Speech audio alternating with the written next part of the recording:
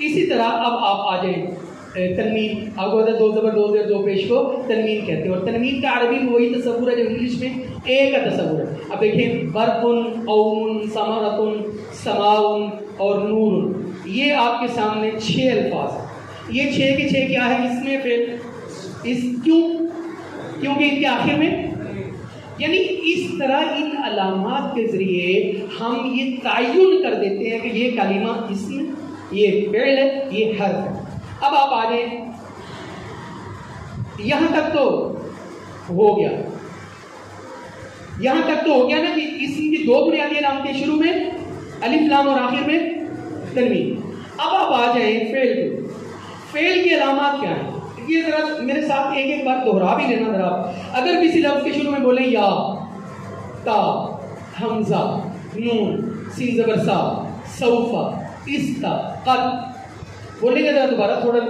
اگر کسی لفظ کے شروع میں یا، تا، حمزہ، نون، سین زبر سا، سوفا، استا، قد آ جائے تو وہ کیا ہوگا؟ فعل۔ اور اگر کسی لفظ کے آخر میں تا زبر تا، تا زیر تی، تا پیش تو، تا ساکن اور شد والا نون آ جائے تو وہ کیا ہوئے گا؟ وہ بھی فعل ہوئے گا۔ یہ ذرا دیکھیں، فعل کے شروع میں آنے والی علامات کی مثالیں دیکھیں۔ یا کی مثال کیا ہو گئی؟ تا کی کیا ہو گئی؟ حمزہ کی کیا ہو گئی؟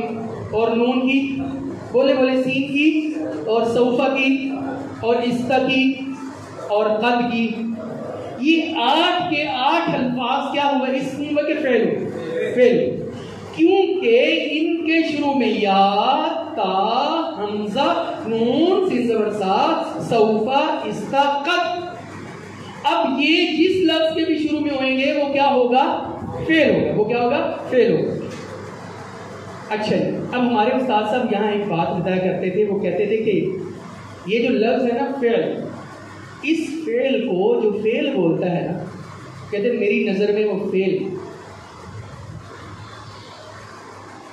کہتے ہیں اس فعل کو جو فعل بولتا ہے نا، میری نظر میں وہ سمجھ آئی؟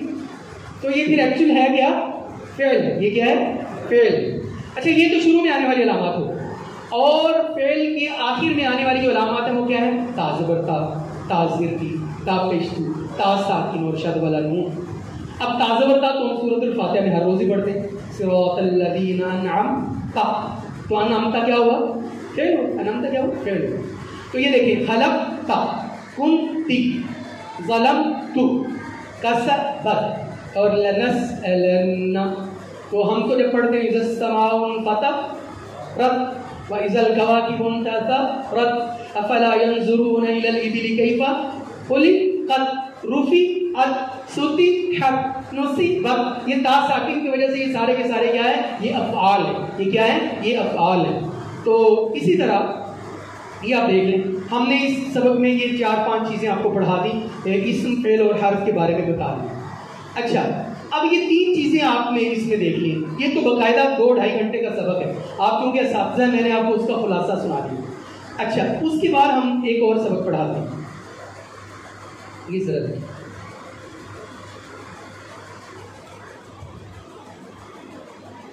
یہ دیکھیں، یہ کیا لکھا ہوا ہے؟ یا، تا، حمزہ، نون۔ یہ آپ نے پہلے ابھی تھوڑی دیر پہلے پڑھی ہے نا، یہ کس کی علامات ہیں؟ فعل۔ یہ کس کی علامات ہیں؟ اور آتی کہاں پر ہے؟ فعل کے شروع میں۔ آتی کہاں پر ہے؟ فعل کے شروع میں آتی۔ یہاں پر ہم واحد اور جمع پڑھا دیتے ہیں، مذکر اور مؤنث پڑھا دیتے ہیں، یہی پوری گرامر ہے۔ اس فعل، حرف، واحد، جمع، مذکر، مؤنث۔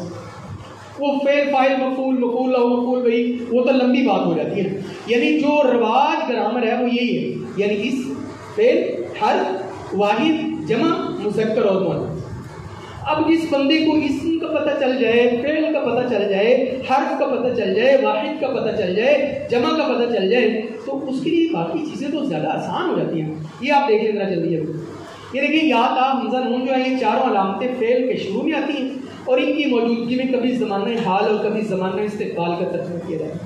جن لوگوں کا بیک گراؤنڈ درس نظامی ہے وہ یہ سمجھ سکتے ہیں کہ یہ ہم نے حروف عطین پڑھے ہوئے ہیں، حروف عین علامات مضارع یہ ہم نے پہلے سے پڑھ رکھی ہے، تو ان کو ہم نے تھوڑا سا ترتیب چینج کر کے تھوڑا سا لکھ دیا۔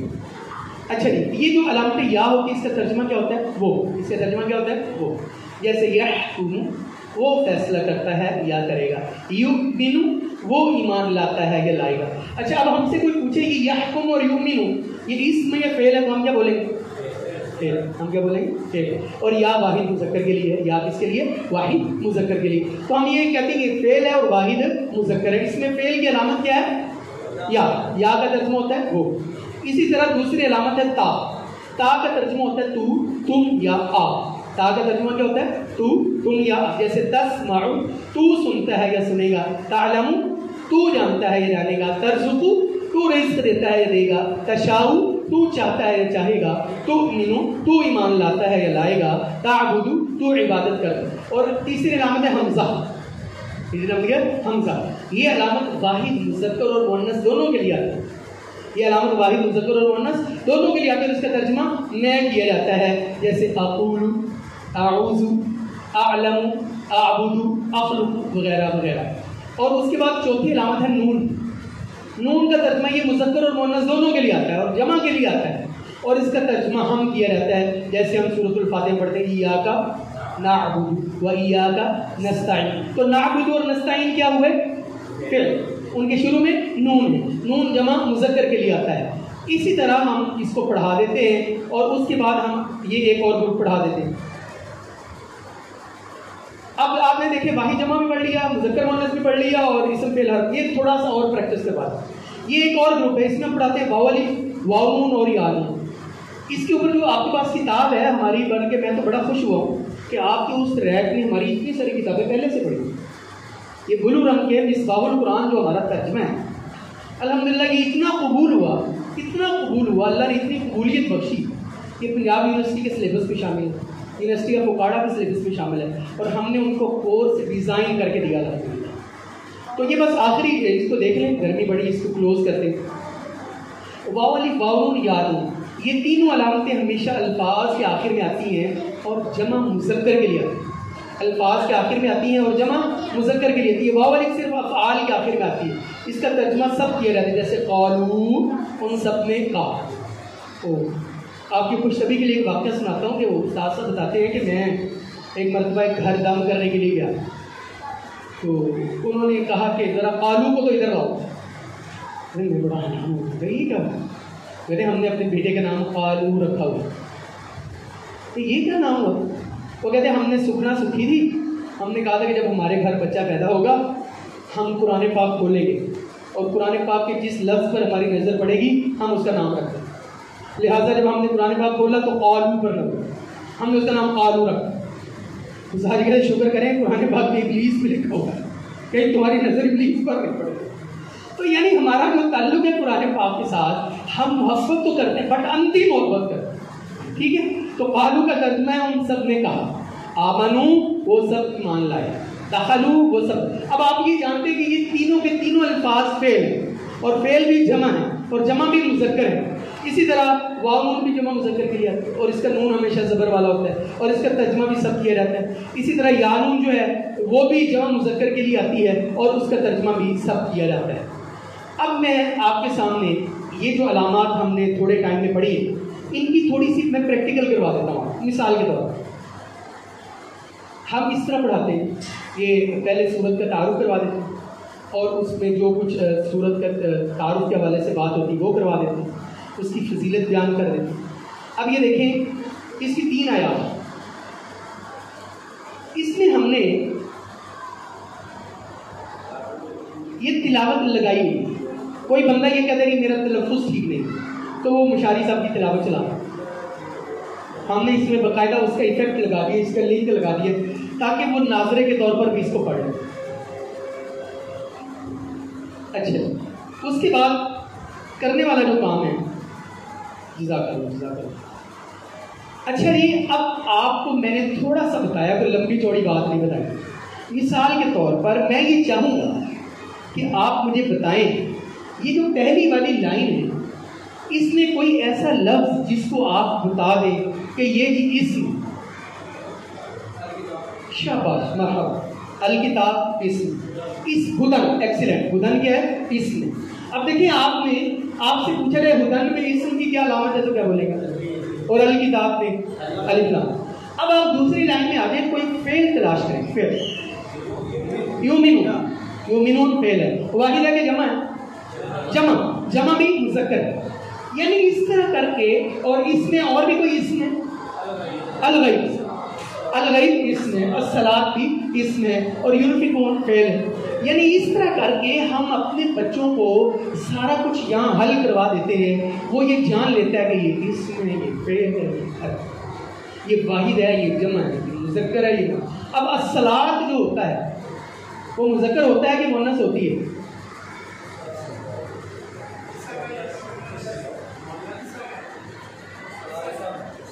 مذکر ہے کہ مؤنث؟ آپ نے صبح فجر کا نماز پڑھا تھا کہ پڑھی تھی؟ تو مؤنث ہوتی ہے کہ مذکر؟ یعنی مؤنث ہے نا، یعنی ہم یہ بتا دیتے ہیں نا۔ اب کوئی بندہ کہتے ہیں کہ جو انہار ہے، نہر ان کی جمع، تو نہر بھی مؤنث ہے نا۔ ابھی ہم ادھر سے آ رہے تھے تو وہاں سے نہر گزر رہا تھا، نہر گزرتا ہے کہ گزرتی؟ تو مؤنث ہے نا۔ تو اس طرح مذکر اور مؤنث ہم پڑھا دیتے ہیں، بتا دیتے ہیں، تو ان کو مسئلہ نہیں رہتا، مؤنث اور مذکر حل ہو جاتا ہے۔ اس کے بعد ہم اس میں قرآن پاک کو سمجھانے کے دو اسلوب بیان کرتے ہیں۔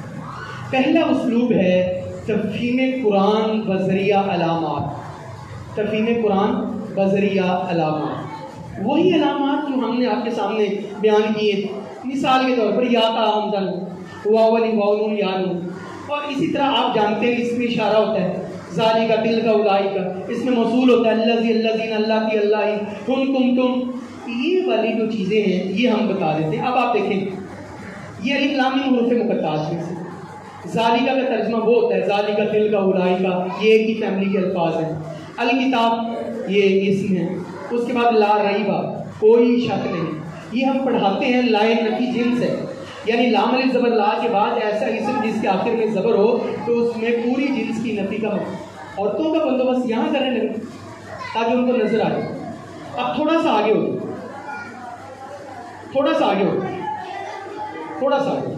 یہ پیچھے پردہ کر دیں گے، وہ بہنیں بیٹیاں آ کر پیچھے بیٹھ جائیں گی۔ یہ چار بھائی کو ایسے کرے نا، ایسے کیوں کرے، ایسے ایک اور لانے الصلاۃ کانت علی المؤمنین کتابا موقوتا، نماز کو خشوع اور خضوع کے ساتھ پڑھا جائے۔ اس کی دلیل کیا ہے؟ الذین هم فی صلاتہم، ہم کہتے ہیں نماز کو سنت کے مطابق پڑھا جائے، اس کی دلیل کیا ہے؟ صلوا کما رأیتمونی اصلی، ہم کہتے ہیں نماز کو جماعت کے ساتھ پڑھا جائے، اس کی دلیل کیا ہے؟ ہم کہتے ہیں نماز خود بھی پڑھی جائے اور دوسروں کو پڑھنے کی، ہم کہتے ہیں اچھا یار تو گئے میں نماز پڑھ گیا ہے، ہاں اچھا تو گئے میں نماز پڑھ، ایسے نہیں، خود بھی نماز پڑھنی اور اوروں کو، اور اس کی دلیل کیا ہے؟ وَأْمُرْ أَهْلَكَ بِالصَّلَاةِ وَاصْطَبِرْ عَلَيْهَا، خود بھی نماز پڑھی ہے اور لوگوں کو نماز پڑھنے کی تلقین بھی کی ہے۔ اس طرح کرتے کرتے ہم پورا جو ترجمہ ہے وہ پڑھا دیتے ہیں۔ اب یہ ایک سیگمنٹ ہو گیا، ترجمے کا ایک اسلوب ہو گیا تھا تفہیم قرآن بذریعہ علامات، تفہیم قرآن بذریعہ علامات۔ اب ہے قرآن پاک کا دوسرا اسلوب جس کو آپ نے انتہائی سنجیدگی سے غور سے میرا سبق سنا ہے، ٹھیک ہے، تاکہ میں کوئی غلطی نہ کروں۔ دوسرا اسلوب یہ ہے تفہیم قرآن بذریعہ اردو زبان۔ آپ میں سے اردو سب کو آتی؟